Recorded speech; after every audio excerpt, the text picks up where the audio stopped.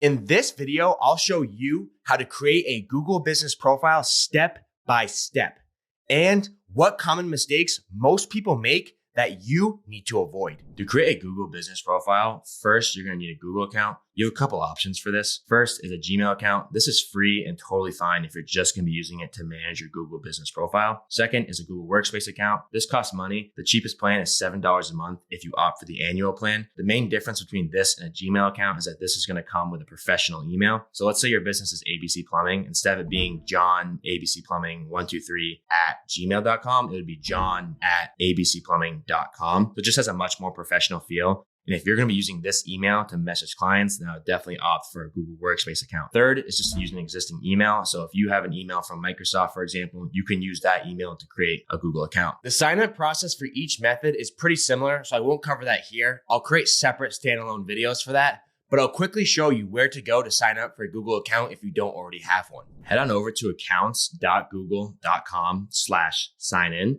And then you're brought to this page here. Click on create an account and then for work or my business. And then if you're doing a Google Workspace account, then click on try Google Workspace. And if you're doing a Gmail or an existing email, click on get a Gmail address. Then you want to put in your name here. And then click next. And then your date of birth and your gender. And then click next. And then you're going to be brought to this page. So if you're using a Gmail account, you're just going to put in your username and then click next. And if you're using an existing email, then you click on use your existing email. The rest of the process is pretty straightforward, but if you're having any issues at all, again, just head on down to the description below. I'll include those walkthrough videos there. Once you have a Google account, make sure that you're signed in and go to google.com/business and click start now. Next, type your business name into the box. If your business has been around for a while, chances are Google has already created a listing for your business. If you see your business pop up, select it. If you don't see your business, I would double check on Google Maps where your business location should be, just in case Google misspelled it. You don't want to create a duplicate listing. If you still don't see your business, go back to the sign up tab and select create a business with this name and continue with the sign up process. For those of you whose business already had a listing, before you can move on to the next step in the sign up process, you will see one of two screens. If your business is unclaimed and unverified, you will see manage this business to reply to reviews, update info, and more. Basically, this means no one has claimed your profile, so you're all set to select manage now and continue with the sign up process. If you see a page that says someone else may manage this business profile, then that means someone has already claimed your profile. Click request access and follow the instructions. The instructions should be pretty straightforward, but if you get stuck, I'll include a link to our full video on how to claim your business in the description below. Anyway, once you have selected your name, next you will need to select your business type. Google gives you three options. Select all that apply. First is online retail. Select this if customers can purchase products through your website. Second is local store. Select this if customers can visit you in person. This option has additional requirements. To qualify, your location must have fixed permanent signage and be staffed during your stated business hours. With this option, your business location appears as a pin on the map. Third is service business. Select this if your business visits customers at their locations. Unlike a local store, you do not need fixed permanent signage or to be staffed during your stated business hours. If this is the only option you select, the only requirement is that you have a website or a phone number so customers can reach you during your stated business hours. With this option, your address is hidden from your profile and your business appears as a highlighted area on the map.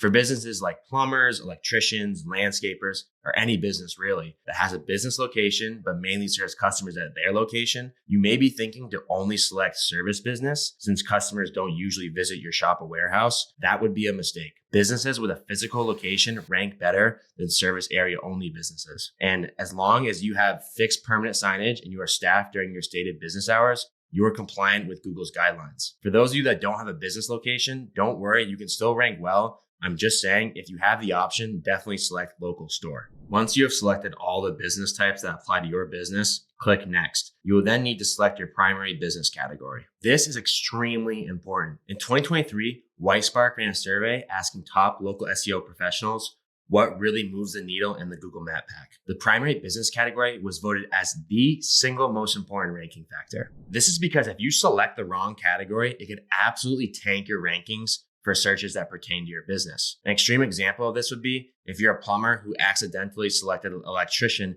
as your primary business category. Now, instead of showing up for plumber searches, you're showing up for electricians. For many of you, the right category will be pretty obvious, but for those of you that are in between categories, select the one that is your main source of business. And it also helps to be specific as possible. For example, if you're a lawyer who specializes in divorce law, don't select lawyer, select divorce lawyer. If you're still unsure what to select, look up some of your competitors and see what category they are using. And don't worry, if you choose the wrong category, you can always change it later if you need to. Once you've selected your business category, select next. This is where the steps vary depending on your business type. So if you chose local store, it will ask for your business address. Just fill it out and then select next. If you chose service business, you'll be asked for your service areas. You can add to 20. You can add towns, counties, and states. You can even add countries, but I would just stick to towns. And don't try to select a super large area to help you rank in the widest area possible. It doesn't work like that. Google's guidelines state that the boundaries of your overall area shouldn't be more than 2 hours of driving time from where your business is based. So just add the towns that you actually service and then hit next. Google will then ask if any of these businesses might be you. In our case, that's a no. So we're just going to go on to the next section. You will then be asked to add your phone number and website. If you selected local store for your business type, both fields are optional. If you selected service area for your business type, you will need to add either a phone number or a website. Next, Google will ask you if you want to receive emails from them. If you don't, just uncheck both boxes. And then by clicking continue, you agree to Google's terms of service. So if you want to read that before continuing, links will be in blue. And then from here, we're going to click on continue. You will then see a page asking you to verify your business. There are a handful of verification methods. Which one you get depends on your business type, public info, your region, and your business hours. And for some cases, you may need to verify your business with more than one method. Each verification method is pretty straightforward, but if you run into any issues, I'll include a link to our full video guide on GBP verification in the description below. Once you've completed your verification, click next. But for our case, I'm going to skip this since this isn't a real business. Next, depending on what you selected as your business category, some of you will be asked to add services. For those that do, you will likely have a bunch of predefined services already selected. These predefined services do help you rank better for the specific services you select. So add all that apply to your business. If they don't apply to your business, unselect them. If you provide a service that is not listed in the predefined services, click the Add Custom Service button and create your service. Next, you will need to add your business hours. Click the slider to set your business is open and then add your hours. To set more than one open period in a day, click the plus button. Once you have added your hours, click next. You will then be asked to create a business description. This is not a ranking factor, so there's no need to keyword stuff this. Just write something that accurately describes your business and what you offer. Now it's time to add photos to your profile. These display at the very top of your profile and are an important ranking and conversion factor. I will go into more detail on photos in the optimization section of this course, but in general, photos should highlight your business location and what you do or offer. If you don't have any good photos to add right now, you can skip this step and add more later. Next, Google will ask you if you want to claim a $500 Google Ads credit. You can skip this for now. Don't worry, this isn't a one-time offer. You can claim it at any time. Google will then offer you a deal on Google Workspace if you have not already signed up. You can skip this as well. And the last step, click continue, and then you'll be brought to your Google Business Profile dashboard. This is where you'll be able to manage and edit your profile. And that's it. You have finished creating your very own Google Business Profile. If you want to learn how to edit and manage it, check out this video right here.